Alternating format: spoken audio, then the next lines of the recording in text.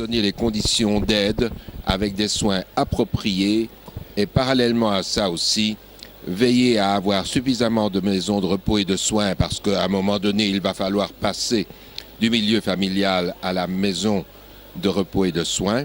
Mais il faut le planifier à l'avance, il ne faut pas attendre que le problème se pose.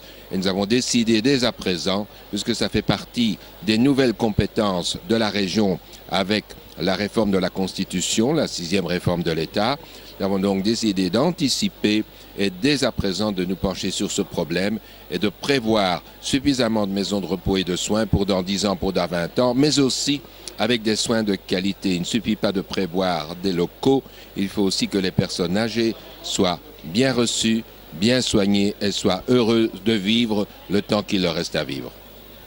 Justement, à propos, vous êtes médecin et au niveau de la santé, quels sont les autres projets je sais que vous êtes également donc parlementaire, mais que vous défendez et que vous aimeriez justement exposer par rapport au projet bruxellois.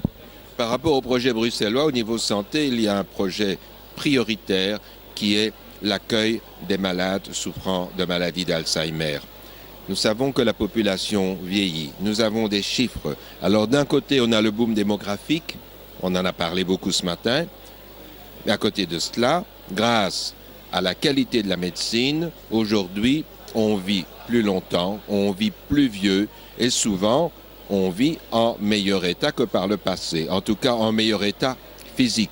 Ce qui ne veut pas dire que le mental suit.